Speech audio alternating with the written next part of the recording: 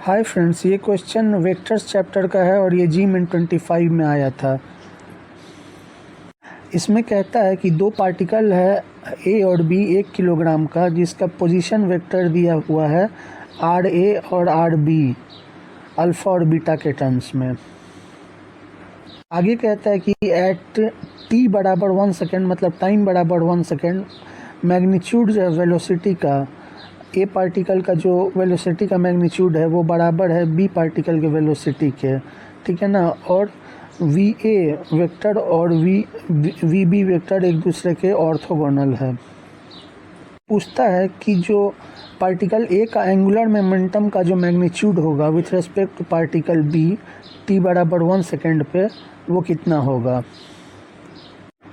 तो we A vector जो होगा वो होगा D R A vector by D T, ठीक है ना। तो जाएगा हमको वी ए बराबर इतना, वी ए वेक्टर और वी बी वेक्टर बराबर इतना, ठीक है।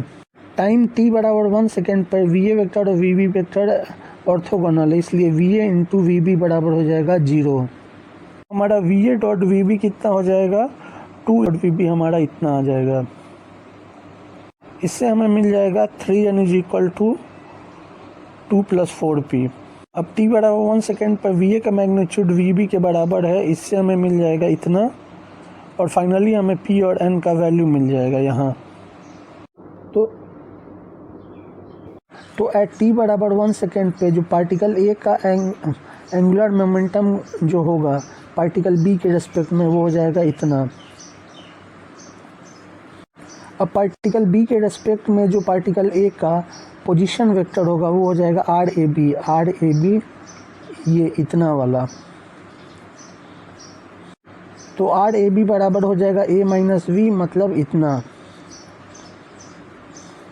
तो मॉड L का मैग्नीट्यूड हो जाएगा डिटर्मिनेंट में I cap J cap K cap -1 2 3 और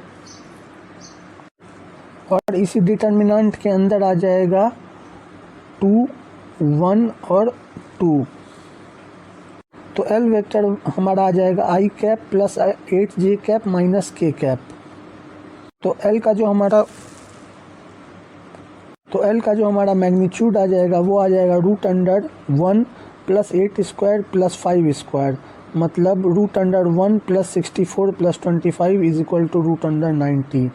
यही हमारा आंसर होगा। Thank you friends.